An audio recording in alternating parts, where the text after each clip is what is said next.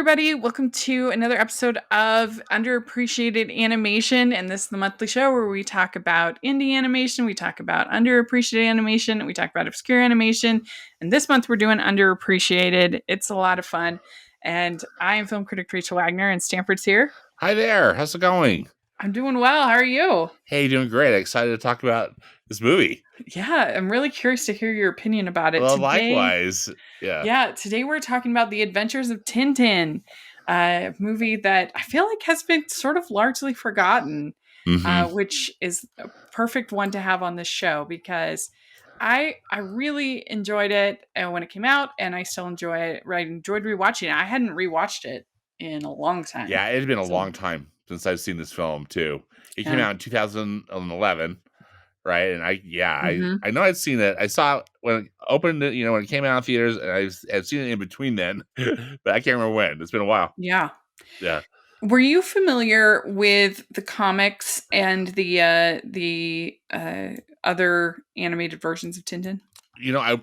I was familiar with the character, Mm-hmm. Tintin, and I've never read a Tintin comic in my life. I don't remember ever seeing it here in America. I lived in Italy for a couple of years, Mm-hmm. uh, as a missionary Mm-hmm. for the Church of Jesus Mm-hmm. Christ of Latter-day Saints. And I think that was probably my first exposure. Comics are a big deal over in Italy, if I'm not mistaken, I remember seeing Tintin comics, there for purchase. I really like the character designs. At least I just remember thinking, oh, is really an appealing look. I think Tintin, the character himself, has got a really cool look. I guess this kind of Mm-hmm. signature of is it Hergé? I'm not sure how you say his name, the one who created it. But Yeah, he definitely has like a really distinct style. I had yeah. never heard of Tintin. I wasn't familiar with it before this movie was announced and kind of came out. But evidently, it's something that Steven Spielberg was interested in really early on. Uh, Yeah. yeah, going back to 1981 when Raiders of the Lost Ark was released. That I guess he came in contact with it because the movie was often compared, especially overseas, to Yeah, Tintin. to Tintin. Yeah, that's so interesting here because I wondered about how Steven Spielberg first became aware of it. If somehow as a child he got, you know, s- he Yeah. knew about it or learned about it or something. One of my friends, he grew up in Europe, and uh, I can't remember if he was living in France or in Belgium, but Hmm. anyway, he's a big fan. I mean, just because it's a childhood thing, I mean, he was just the right age living there, and and at the age where you're consuming a lot of comics, as a kid, or if you're into that sort of thing, and I think Tintin was one of his childhood favorites. Yeah. Evidently, according to Wikipedia, they said that the creator Hergé, or however you say, Yeah, I don't sorry know how you if I'm say getting it it. wrong, Sorry. um, that he wasn't a fan of the previous live action film versions and the animated series, but became a fan of Spielberg after Raiders of the Lost Ark. And he's quoted as saying, he thought that Spielberg was the only person who could ever do Tintin justice. And I can see why, especially when you're thinking about Raiders of the Lost Ark. Yep, agreed. Mhm. And evidently, it kind of got batted around for years. The rights got lost and then picked back up again, and they all the way through the 90s. Different people at one point, I guess, Melissa Matheson did a treatment, Oh, who okay. is the writer of Writer of ET, E.T. and evidently they weren't happy with it, and then the rights went back to the Hergé Foundation, and it went from being part of Universal to being part of Warner Brothers to being part of DreamWorks, all over the place, which is, it's kind of interesting. It's like, oh gosh, our intrepid uh, Ron Clements and John Musker, Treasure their Planet. yeah, their treasure planet that, they wanted so that they kept bad. alive for, yeah. Hmm. It's kind of a Yeah. carrot for finishing these other films. Yeah, and evidently, so Peter Jackson, in this was 2004, that says Spielberg had reverted to his idea of a live action adaptation and called Peter Jackson to ask if Weta Digital would create a computer generated Snowy, so the dog. And then it says, and then Jackson, a longtime fan of the comics and had used motion capture in The Lord of the Rings and King Kong, he suggested that a live action adaptation would not do justice to the comic books and that motion capture was instead the best way of representing Hergé's world of Tintin. So that's when it kind of got rebooted with uh, the same, it was done at the same place that did Avatar. The Okay. yeah, the Playa Vista in California on the stage where James Cameron shot Avatar, and then they got Andy Serkis Yeah. and You know, involved.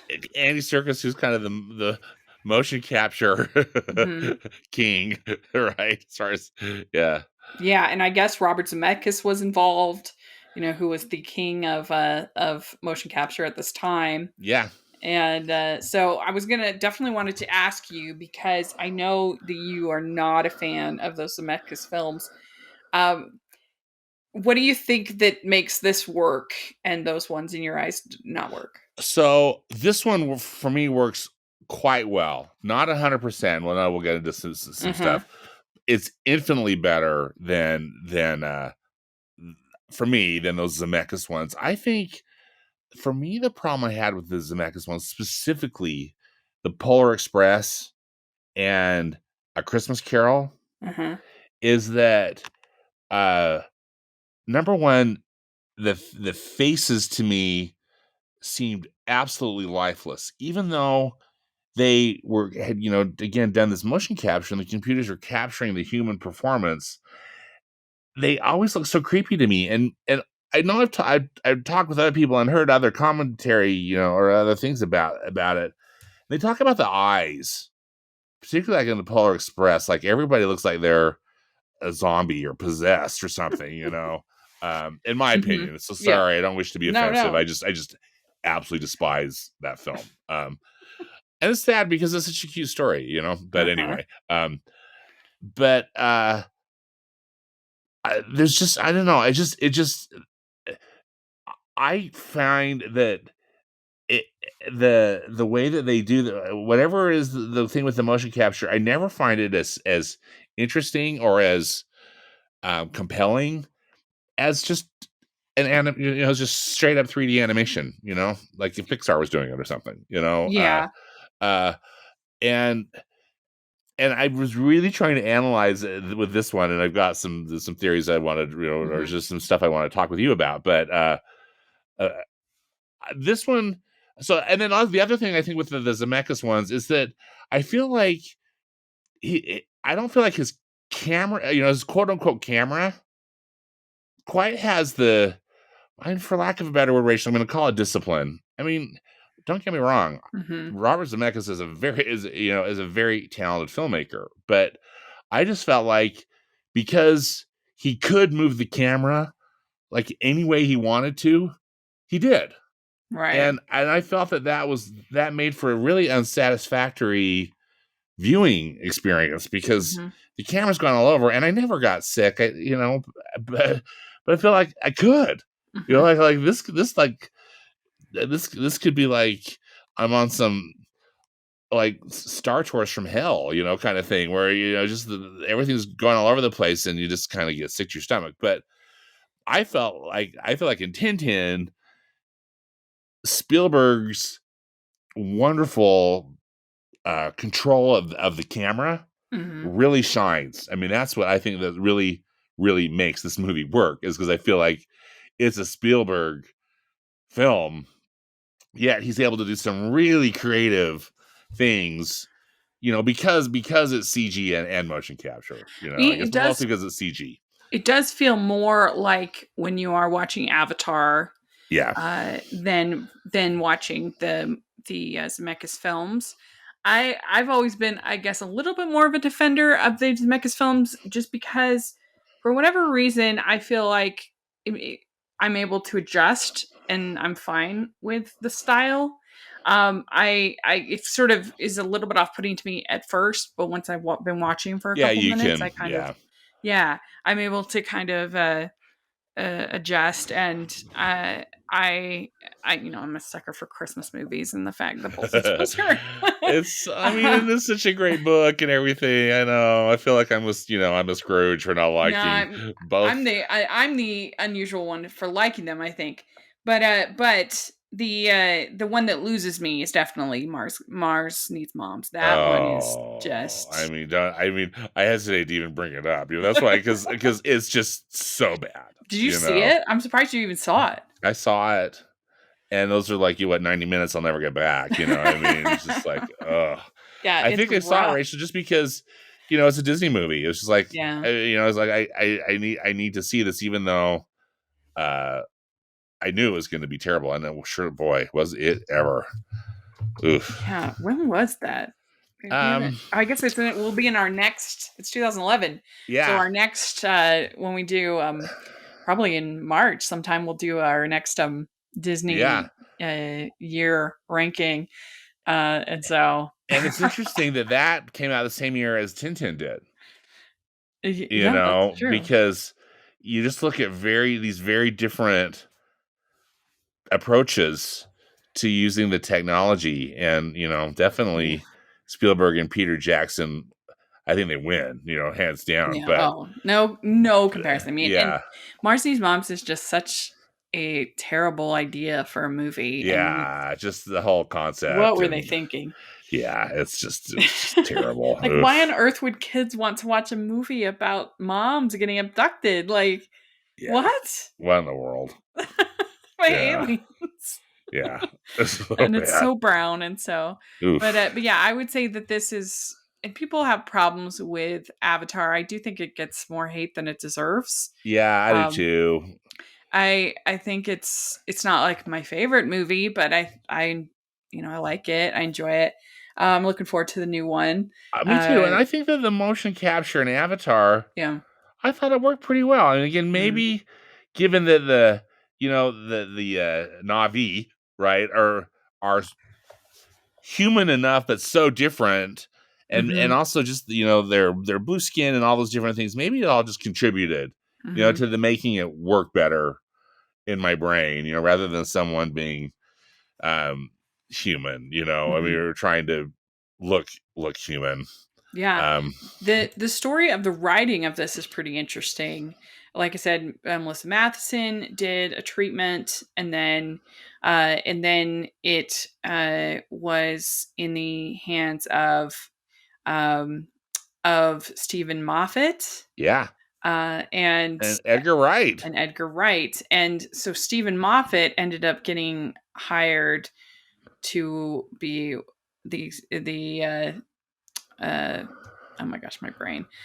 He's the story. Lead of story or Yeah, lead whatever. story. I can't think. I Yeah. don't know what's wrong with me, but anyway, he was the head of Doctor Who for quite a while. Right. Yeah. So, and again, European, because Edgar Wright, same thing, Hmm. right? And again, just would have a lot more familiarity, because again, they probably grew up with these comics, Hmm. these stories.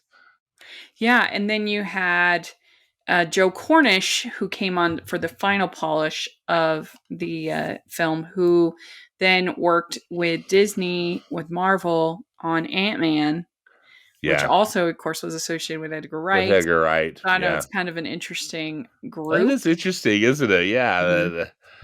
Yeah, I was thinking the same thing when I saw those credits, the screenwriting credits. Yeah. Yeah. And I have to say I'm not a big fan of Stephen Moffat.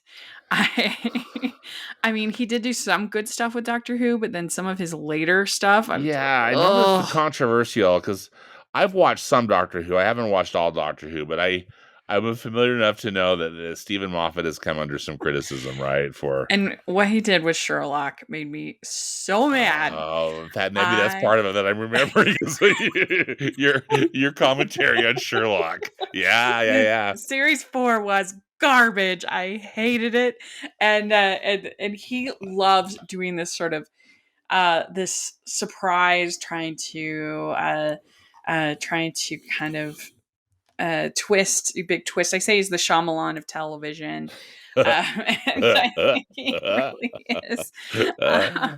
But here, I mean, I think you can feel the influence of all three of them, which is probably like a perfect storm of writing. Yeah, because I feel like the script is really good Hmm. in this film too. That's definitely not one of the issues that I have with it at all. Is the script. Hmm. Um, Yeah. I think So- for me, Rachel, the big issue that I have with this, and it's from frame one, is I don't love the way they animated Tintin. You know, oh, interesting. I think that the other characters are, even though they're motion captured, they're really cartoony.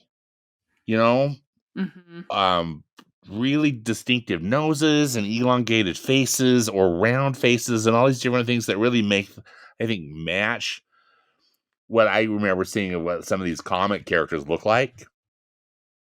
And I felt like with Tintin, they were made him look too realistic. I guess Mm, again, I just overall, I just was wishing that it was animated rather than motion captured. I mean, I know that animation is part of the motion capture process, right. but just that just to skip that whole motion capture business and just could we just have an animated character that looked like Tintin, you know, Well, from the comics? yeah, there's a couple things that were a little confusing to me about the character.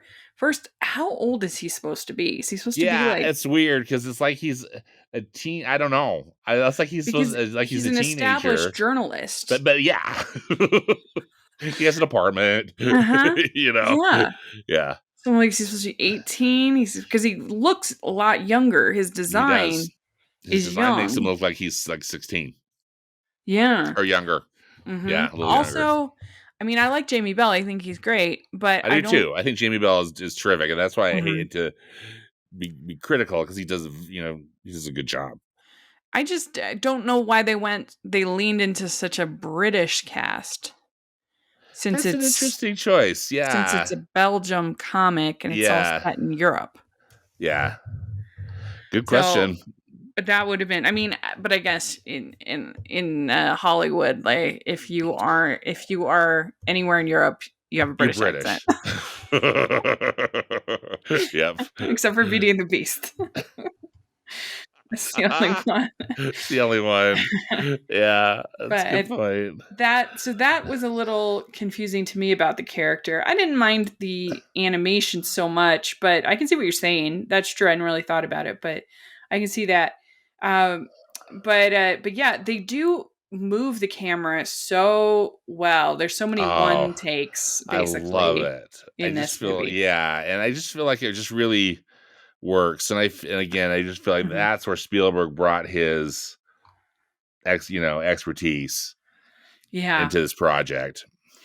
And it was fun at the beginning. They have I really liked the opening credits with Oh, I the love the opening credits. yeah, with that graphic novel kind of appeal to Yeah. them, and then you get that little Easter egg where the artist is painting the original Yeah, and again, design. I'm just like, that's what I want, like a 3D version of that, rather than, you know, this weird motion capture face that just doesn't fit in with all the other Yeah. faces. I mean, the faces kind of reminded me of that Dick Tracy movie, the Warren Beatty Dick Tracy, in that all these faces are super stylized with the villains. I guess as they should be, because that kind of keeps it true to the comics. Hmm. And then That's it's just kind true. of jarring then when these just kind of humans without all the prosthetic makeup. It's you true. I know, mean, it you know, almost has a bit of an Aardman yeah, look, yeah, where we just talked about Arthur Christmas not too long ago, but the big yeah. It nose and does absolutely, yeah. yeah, that's true. That's a good point. The other things that I think is really good in this movie, and it was nominated for an Academy Award, was John Williams' score. I mean, it probably Isn't it goes a w- treat to without have? I saying. know. When John Williams' name showed up in those cool animated credits, I just like, oh yeah, that's right. Mhm. This is John Williams, and it just made me so happy because he's just, I mean, hello, Yeah. no one's better. Well, and it's a little bit different. It has a bit of a jazzy feel Hmm. that you don't typically get in his Yeah, scores. it's unique. Mhm. Which I think Yeah, is fun. I do too. I just felt it really worked, and given that the movie is really just kind of nonstop action too, Yeah. I thought that his soundtrack really, really worked. Mm. Yeah. Almost like it was not necessarily elevated racial, but just like it was more. I mean, you almost have to listen a little more closely because it was complicated. You just said it's like jazz, There was, and really, yeah. Anyway, really worked for me.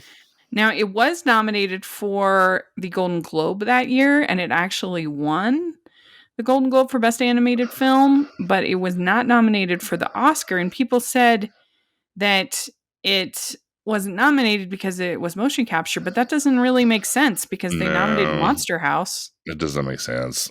which was also motion capture. So I don't understand that as an excuse because it was a weird year for the Oscars. That was the year that Rango won. Yeah, the Um, what? The what? which people who are fans of my channel know I'm not the biggest fan of. I'm not a fan of Rango either. And I think that if Tintin had been one of the options, I think it would have won. Yeah, well, it deserved to. I It would have been deserving. because Yeah, there's and I don't know if it was because Rango was also a Nickelodeon um movie, and so maybe they kind of pushed more for it, or I yeah, have no idea. Because like I said, it doesn't make sense since Monster House already had been nominated and it was motion capture. yeah. So, but yeah, that was the year they had A Cat in Paris and Chico and Rita. There was these indie Indie, international, yeah, and then they had Puss in Boots and Kung Fu Panda 2. So it was sort of a weird yeah. Weird year year. at Hmm. the Oscars for animated film. But I think it would have won if they'd gotten there. They obviously had plans to make more, and I think I Yeah. remember hearing that they were going to swap that. So Peter Jackson would direct the next one, Oh, and okay. Spielberg would produce. I I don't know that for a fact, but I just That feel like would I have been remember hearing interesting. that. Peter Which Jackson's would have been like 4 hours long, but other than that's true. that, it probably would have been pretty interesting, Yeah, because yeah, I'd they still leave like this to see it. wide. Oh yeah, for sure, they leave this wide open for a sequel. Hmm. Well, and part of the reason why I wanted to talk about this movie was because this week we have, Uncharted coming out, and I feel like it's a shame that we never got any more Tintin because I think that it did this adventure story better than most of the other adventure Hmm. stories that we've gotten Yeah, recently. It, yeah, I agree. I'm sad we didn't get more too because I was thinking. Yeah, again, not that I would want to have the same character designs. We probably would have been, we probably would have had the same. But uh, you know, I wanted to spend more time with them. yeah. Well, and it just would have been fun to get more adventures, more Yeah, yeah, stories. yeah. And the thing, I mean, I thought Uncharted was fine. It's a like average movie, but one of the problems that they have with adventures, I think, lately, including Jungle Cruise, and Uncharted, is that everything is kind of too easy. Like in Uncharted, they find this key. The key opens everything, and sometimes they need two keys, which then they find fairly easy. And it's like you're supposed to buy that this whole thing happens like underneath the city, and nobody has thought to like check these keys until for like over 1,000 years to Yeah. find the treasure. I mean, it's just kind of ridiculous, and people are always comparing everything to the Indiana Jones films, and in the first three films, I think they kind of forget that Indy's kind of terrible at finding stuff. Like he he's he loses things all the time. He gets the Nazis take it away, when he does find them successfully. And famously in Raiders, he says, "I had it in my hands. I was Yeah. there." And so when these mystery stories try to be Indiana Jones, but they make it too easy for our Hmm. characters to find whatever they're trying to find, Yeah. I think. Yeah, I agree. And that's one of the things I like about this one is that Tintin they have to work and they have to like Yeah. really go places, and it's an uphill battle. Hmm. Yeah. He gets knocked out like many Oh times. man, he gets worked. With um, those zombie eyes, he yeah. gets worked. What did you think about Haddock as a character? You know, I quite like Haddock as a character. Again, Andy Serkis is so good, in this type of thing, and uh, I thought he was interesting. I thought dealing with his alcoholism was interesting, Hmm. and also I just kind of felt like too this is a real throwback. It just felt like it's a film that would be made in the 1940s. Hmm. Just given not so much that it's a stereotype, but I guess there's some tropes, some Hmm. certain tropes that it follows. But I liked him, and I thought he did good. And again, I like the character design just because it just felt Yeah. kind of comic booky, and I mean that as a compliment.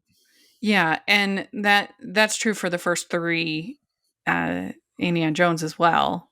We Yeah. tried to forget about the fourth one. At least I do. Yeah, that was rough.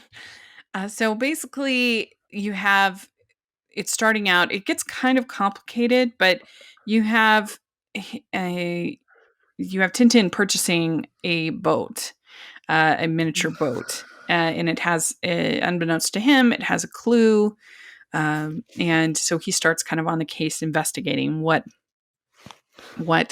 about this boat and about the clues. And there was a ship called the Unicorn that had treasure on it, and we find out that only a true haddock will discover the secret of the unicorn. So pretty quickly on, his ship gets stolen, and then he kind of goes after them after getting hit in the head. Um, and you also have this pickpocket that was, I thought, a pretty fun character. Yeah, I like the pickpocket character too. And yeah, please go Mhm. ahead. I've Yeah, got and that was Aristide Silk, the pickpocket, yeah. voiced by Toby Jones. And yeah, like when we get to his house, and he's got like the shelves just full of Like wallets. it's like a library of wallets. Yeah. um, then we also have Daniel Craig voicing the main villain of the story, with Ivanovich Sakharin is the antagonist's name. I do think that there are certain parts of this movie that might be kind of scary for little kids. Oh, Do you for think? sure. No, Yeah. it's a uh yeah, I totally agree. Hmm. And then you have Thompson and Thompson, which are, I call them the bowler hat Yes, twins. the bowler hat. Yeah. And they're fun. I like They're them. fun. Yeah. They kind of. It's, and classic that they use Simon Pegg and Nick Frost to voice them. Mhm. Yeah. One of my favorite sequences in the movie is, again, another long shot, with Snowy being chased. There's a long sequence Yeah. where I thought that was great. And I especially love because he's a white dog, and there's a whole scene where he's surrounded by cows. that I thought the animation and just everything in that sequence was great. I did too. About Snowy, I really love how they handled Snowy. Again, I'm not that familiar. I'm not familiar with the source material, so it'd be interesting to hear what he's like in the comics. But Mm-hmm.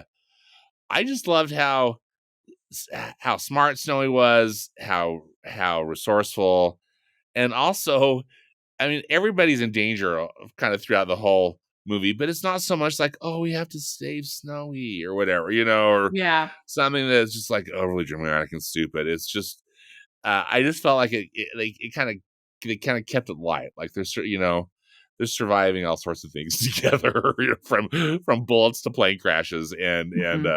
but it's all handled, I think, with just like a really light um, touch. And one thing too, Rachel, about this is the beginning, which I just feel like sets the tone, of course, the whole movie. The action starts almost immediately, Yeah. and I love that. There's not like this 30 minutes of setup. You're just, he buys the boat, and then they're off. Mm-hmm. Anyway, I admire that about this film a lot. Yeah, I do too.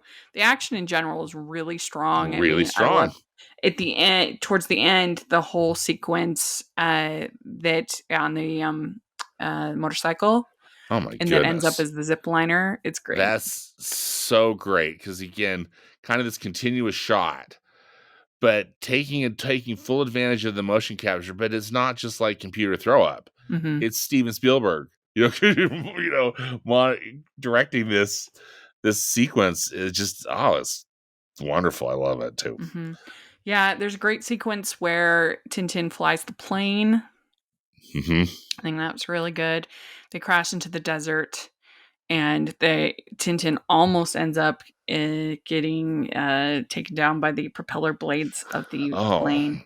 That's a that great was sequence. so good. Again, kind of classic Raiders of the Lost Ark, in a way, but really good. And Yeah, that scene really works too because they're showing the backstory at the same time. They go back and forth between Haddock's backstory with the pirates yeah. on the boat and them in the desert. And I really love the way this movie does transitions. There's Me too. one in particular where uh, you see it goes from the reflection in the sword in the flashback to the to Haddock in the current day. So I thought that was a really clever way to kind of transition. Yeah, Yeah. absolutely. Um, it does get a little, I think, convoluted and a little confusing at times. I was just kind of like, what? Where are we? What's going on between Sakharine and the different ships and the clues? And I got a little. It's a little confusing, I think. Yeah, it's. I agree. There's some parts of it that just don't necessarily work, Hmm. and I just, this watch, I was trying to think more through, like, yeah, what specifically doesn't fit, and I think you're right. And I don't know if it's just the exposition, or because some of the, with the time, they're talking about these two different time periods and stuff. Yeah, Yeah, some of it just doesn't really gel. because there's so Rackham is the in the flashbacks is the bad guy, and there's a scene where he lets the whole crew drown, which is pretty brutal. Yeah. Oh, yeah. Totally brutal. They're like, Hmm. I thought that was a really artistic way to show it. As they're all pushed off the boat, Yeah. but yeah, like this dude's, and it just shows how ruthless. Yeah, and Sakharine is Rackham's descendant. Hmm. So he's obsessed with finding the treasure. And I guess there's three boats for three sons that have the Haddock ancestor Yeah. left with the clues. So Sakharine wants vengeance against Haddock because Haddock blew up the ship when the treasure went down with the ship. Yeah. Yeah. And so that's partly why. And then there's the whole scene with the opera singer with the Milanese nightingale. Yeah.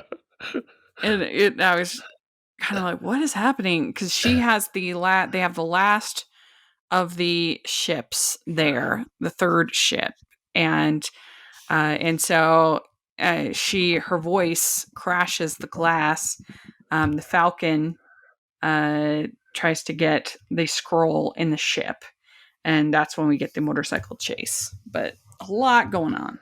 Yeah, there is a lot going on with We that. also have you mentioned the sobering up of Haddock, and when they are in the desert, that's when he says, "Well, your congratulations, you're sober. It only took you one day in the Sierra to get sober." Which, Yeah. yeah, and then the Snowy basically gets Haddock to have grain alcohol and I puts it on the know. like, whoa, that'll make you blind. Yeah. That's intense. Um, but yeah, I mean, I guess it kind of fits with that 1940s aesthetic, but Yes. it's a little awkward to have in a kids movie, I feel like. Yeah, that kind of was definitely an adult add-in. Yeah. Yeah. And then we have where he says, "What do you value more?" This is Saccharin says, "What do you value more, the scrolls or Haddock's life?" Excuse me. And so then um, and he says, and then Haddock says, "Nobody takes my ship. Nobody takes my ship twice." So there was some good. I liked the whole crane battle at the end. Oh, that crane battle was cool. That was really good. Yeah. And you get kind of a weird sword fight at the end, which I also enjoyed. Oh, I did too. I Hmm. was so again, just kind of classic movie tropes that just for me worked, because I love, how much I love old movies, and Hmm. I thought that was a really fun homage. Yeah. And I think it's Haddock who says there are plenty of people to call you a failure. Don't ever say it about yourself to Tintin. And so then the twins arrest Saccharin, and they see in the clues when you stack them up, they find the coordinates for the treasure of the scroll in the scrolls, and so they end up at so they find coordinates in the scrolls, and the scrolls lead him. Those coordinates lead them to Marlin Spike Hall, and that's where they find the treasure. So overall, I thought it was fun. I enjoyed watching it. It is, like I said, a little convoluted, a little confusing, and I think they I'm not sure why they went so British in the cast. There's a few little things like that, but overall, I really enjoyed watching it. I think it's a lot of fun, and I would say it's definitely underrated. I feel like you never hear about it when you talk about Spielberg or adventure movies. I feel like it's just kind of been forgotten, which is sad. Yeah. Yeah, it is sad. I'm really glad that we, got a chance to revisit it. Hmm. There's just so much to like about it. I think just for me, just the lingering um, issues I have with the motion capture of the time period. Uh, Yeah. but still, Spielberg's direction is evident and solid. Yeah. Did you have anything else you wanted to point out about No, I it? think I think that she got it with the you know some of the stuff that's convoluted, maybe some of the a little uneven tone or stuff that's always appropriate for a family audience, Yeah. but still, you know, underrated. Mhm. Yeah. So if you're listening, let us know what you think. If you haven't seen Tintin for a while, I definitely encourage you to go check it out. And it's nice too because it's 107 minutes, so not like super Yeah, bloated like a I lot of was just these. gonna say, I love the runtime is perfect. Yeah. So yeah, let us know what you think. If you've gotten to see it, I challenge you to watch it again if you haven't seen it in a while. And Let us know if you have any suggestions of something you think is either underrated, underappreciated, obscure. We would love to hear your thoughts. And Stanford, where can people find you? On Twitter, I'm at Stanford Clark. I have a movie podcast and blog at moviespastandpresent.com. And follow me on Instagram. My handle is at moviespap, as in past and present. Great. And you can find me at Rachel's Reviews, all of our social media, iTunes, YouTube, and on Rotten Tomatoes. So please check that out. And also make sure you're checking out the Hallmarkies podcast. You'll enjoy that over there. And I'll put a link down to our full playlist of all of our movies that we profiled. Please take a look at that. And if you're listening on iTunes, please leave your ratings and reviews. That would help us so much. And if you are listening on YouTube, please give this video a thumbs up and subscribe to the channel. We appreciate that so much. We also have our Patreon group and merch store where you can get hashtag animation junkie shirts. So we would love for your help there. All that information is in the description. So thanks so much. And we'll talk next month. Bye, everyone. Hey, bye.